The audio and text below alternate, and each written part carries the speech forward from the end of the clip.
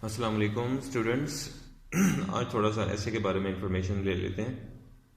और ग्रामर की लैंग्वेज में ऐसे एक पीस ऑफ राइटिंग होता है जिसको आप एक मखसूस टॉपिक के बारे में ही बस लिखते हैं और इसमें दूसरे टॉपिक शामिल नहीं कर सकते। वो एक ही मौजू के ऊपर जो डिटेल होती है ऐसे राइटिंग में आ जाती है। ऐसे राइटिंग के अंदर एक डिस्क्रिप्टिव ऐसे भी आ जाता है,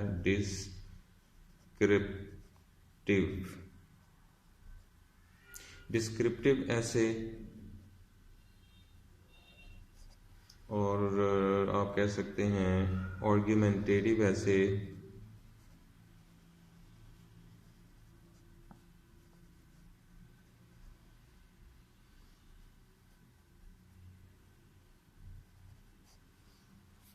और भी हैं, लेकिन मैं ज़रा कुछ टॉपिक पे जाना चाह रहा हूँ। और भी इसके एग्जांपल्स हैं, वो यानी वो काइंड्स हैं, लेकिन ज़्यादातर इसी किस्म के एसेस लिखे जाते हैं। डिस्क्रिप्टिव से मुराद ये होती है कि किसी चीज़ के आपके बारे में डिटेल देनी है, डिस्क्राइब कर रहे होते हैं आप किसी चीज़ को, किसी एक टॉपिक के बारे में उसकी डिस्क्रिप्शन के हवाले से बात होती है। लेकिन जो आर्गुमेंटेटिव ऐसे है उसमें आप किसी को एक टॉपिक चूज करके उसके सपोर्ट करते हैं, या तो आप या फिर आप उसके अगेंस्ट चले जाते हैं। तो उसे हम कहते हैं यस और नो की सेंस में, यानी आप उसे यस कहते हैं या इसे नो कहते हैं। उसे हम आर्गुमेंटेटिव कहते हैं, उसमें दलाइल बकायदा दिए जाते हैं उसकी चीज़ के प्रूव करना, जिसे आप कह सकते हैं साबित करना। तो इसके ऐसे जो होते हैं ना, उसके कुछ पार्ट्स होते हैं, पार्ट्स ऑफ एसेस।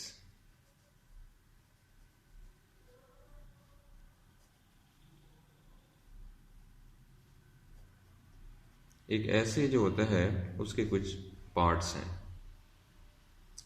तो फर्स्ट के अंदर नंबर 1 अगर आप देखें, इसका एक होता है इंट्रोडक्शन।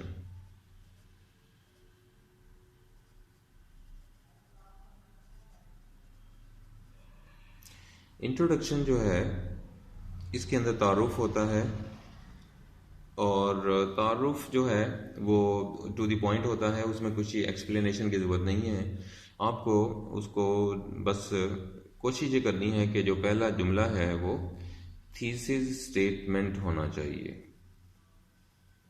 थीसिस स्टेटमेंट, ये मैं शॉर्ट लिख रहा हूँ बस नोट्स की शक्ल में। थीसिस स्टेटमेंट होनी चाहिए। थीसिस स्टेटमेंट कहते हैं जो आपको सवाल दिया जाता है, जो टॉपिक दिया जाता है, पहला जुमला आपका उसी से स्टार्ट होना चाहिए। तो ये थीसिस स्टेटमेंट कहलाता है। तो इससे स्टार्ट लेना, और फिर जो आपके आइडियाज़ हैं प्लस कमिंग आइडियाज़, उनका सिर्फ टच लेना, यहाँ पर सिर्फ टच लेना कमिंग आइडियाज़ का, कि आप आगे क्या क्या कुछ टच करना चाह रहे हैं, कुछ लिखना चाह रहे हैं। तो एक नटशेल आइडिया आप शुरू में जब दे दोगे तो एग्ज़ाम में जो चेक करने वाला होता है उसे एक बहुत अच्छा इंप्रेशन मिल जाता है कि बच्चे ने आगे ये आइडियाज़ अभी लिखने हैं। और वो जब ये देख लेगा ना कि आइडियाज़ भी टॉपिक से रिलेटेड हैं, तो उसको 50% उसका माइंड बन चुका होगा कि बच्चे ने ऐसे टू दी पॉइंट लिख लिया है। तो इसलिए हम इसको फर्स्ट ही इंट्रोडक्शन में कोशिश करें कि हम एक टच ले लें कि आगे क्या क्या मैं डिस्कस कर सकता हूँ। यानी ये आपको बयान करने का एक तरीका है कि किस तरह आप उसे कायल कर सकते हैं एक अच्छे से जुमले में। तो एनीवे, आप वैसे नॉलेज के लिए ये बातें याद रख लें। थीसिस स्टेटमेंट यानी वो जो टॉपिक आपको दिया लिखने के लिए, प्लस कमिंग आइडियाज, जो आपने लिखने हैं अभी आइडियाज़, उनको आप बयान कर दें। नंबर 2 पे हमें चाहिए होता है उसका बॉडी, मेन बॉडी।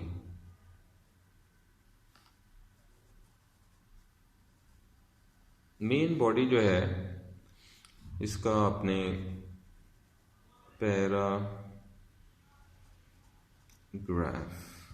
नंबर 1, इसी तरह पैराग्राफ नंबर 2, इसी तरह पैराग्राफ नंबर 3।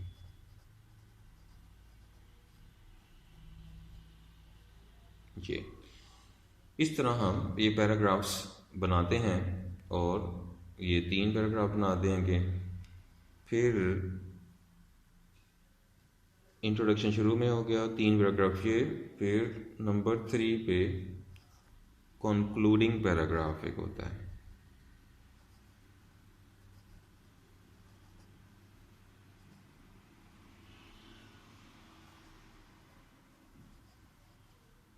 कंक्लूडिंग पैराग्राफ, तो इसको आपने ध्यान रखना है। तो ये सारी चीज़ें हैं। यहाँ मैंने कुछ गैप दिया हुआ है, कुछ लिखना चाह रहा हूँ मैं। पैराग्राफ असल में होता क्या, उसमें क्या होना चाहिए।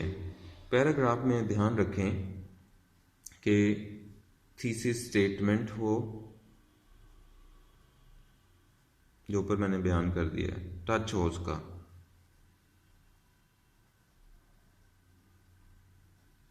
थीसिस स्टेटमेंट का टच हो जाए। और नंबर 2 पे कोशिश करें आइडिया बयान करें,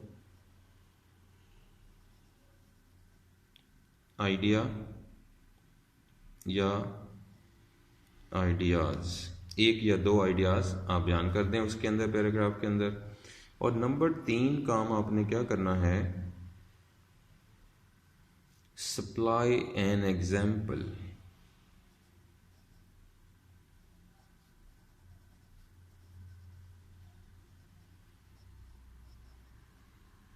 सप्लाई एन एग्जाम्पल, आपने वहाँ पर एक एग्जाम्पल देनी है जो आपने पैराग्राफ लिखा है उसके बारे में, जो भी आपका पॉइंट है, जो भी आपका आइडिया है, आपने उसके बारे में एक वो देनी है, एग्जाम्पल पेश करनी है। जब ये 3 चीज़ें एक ही पैराग्राफ के अंदर आप लिखेंगे तो एक बड़ा हैंडसम पैराग्राफ तब जाके बनना शुरू हो जाएगा। इस सारे पैराग्राफ में ये आपने बयान करना है, तो उसका आपने ध्यान रखना है। और ये यानी इन्फॉर्मेशन है, आइंदा ज़िंदगी में जब भी कभी ऐसे लिखें या इस तरह तरतीब पाएँ तो इन चीज़ों का ख्याल रख लें, तो बहुत अच्छी आपके लिए एक इन्फॉर्मेशन हो जाएगी। ये 3 पैराग्राफ बेटा आपने लिखने हैं और इसी तरह आप कोशिश करें, अपनी ये प्रैक्टिस है बस आपकी कि इस तरह आपने इसको बयान करना है। नेक्स्ट आप लास्ट पॉइंट कंक्लूडिंग पैराग्राफ होता है। इसमें असल में रिव्यू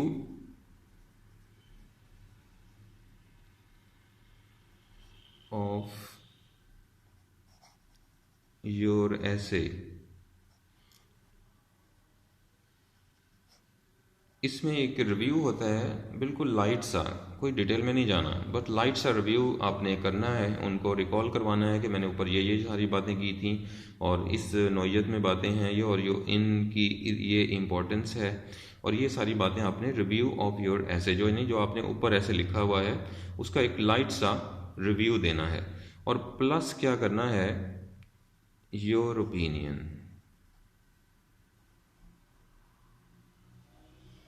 यानी आपकी राय उस पर आपने शेयर करनी है। योर ओपिनियन, आपने अपनी ओपिनियन भी वहाँ लिखनी है, और इस तरह ये आप कंप्लीट कर पाएंगे। कंक्लूडिंग देना बहुत ज़रूरी होता है बेटा, ध्यान रखना है। बाज़ औक़ात कंक्लूजन हम नहीं देते और अगर वैसे ही छोड़ आते हैं तो इसका मतलब है वो जो एग्जामिनर है, चेक करने वाला, उसके अंदर डाउट आ जाता है कि बच्चे ने शायद ऐसे पूरा नहीं किया, वक्त ख़त्म हो गया या उससे लिखा नहीं गया, ये डाउट्स आना शुरू हो जाएंगे। तो आपने अगर कभी लेट हो भी जाए या इन पैराग्राफ को लिखते हुए, तो आपने जल्दी से उन पैराग्राफ को वाइंड अप कर देना है, लेकिन आपने कंक्लूजन ज़रूर देना है। उसके लिए एक नया पैराग्राफ शुरू कीजिए और 2, 3, 4 लाइंस का कंक्लूजन बना के उधर इसी तरह के जो मैं बयान कर रहा हूँ, रिव्यू ऑफ योर ऐसे प्लस योर ओपिनियन, कि आपने क्या फाइंड किया। जैसे कि मिसाल के तौर पर कोई पोल्यूशन एक ऐसे है, पोल्यूशन आपने ऊपर सारी बहस कर ली, डिटेल दे दिया, आर्गूमेंट्स दे दिए, क्या उसका नुकसान होता है और किस तरह नुकसान होता है और इसके असरात क्या पड़ते हैं, ये सारा आपने लिख दिया। लेकिन कंक्लूजन अब आपने देने बैठे हैं तो आप यही कहोगे कि अगर यानी ऊपर मैंने ये हालात बयान किए हैं और ये मैंने टॉपिक्स बयान किए हैं, ये मैंने आइडियाज़ बयान किए हैं, उनकी रोशनी में मैं बस यही कहना चाहता हूँ कि अगर हम इस इंटरनेशनल ग्लोबल प्रॉब्लम से जान छुड़ाना चाहते हैं तो हम सबको सर जोड़ के बैठना होगा। और वो काम जो गवर्नमेंट सतह पे होते हैं वो गवर्नमेंट करेगी, जो यानी सोसाइटी के सतह पे होते हैं वो सोसाइटी करेगी, यानी ऑर्गेनाइजेशंस वगैरह करेंगी, और जो इंडिविजुअल लेवल पे होते हैं वो हर फर्द की जिम्मेदारी है कि एक अच्छा शहरी बनने के खातिर उसे ये स्टेप लेना होगा और ऐसे तमाम अवामिल से बचना होगा जो हमारे मुल्क में पोल्यूशन को या इंटरनेशनल पोल्यूशन को डिक्रीज़ करने में मददगार हो सकते हैं। ये आपके व्यूज़ हैं, ये आपके ओपिनियन है, ये आपका रिव्यू है। इस तरह जब आप वाइंड अप करेंगे, you are doing a very good job so far your as is concern. So ये आप ध्यान रखें। I hope you can understand well. See you next. Thank you very much. God bless you all.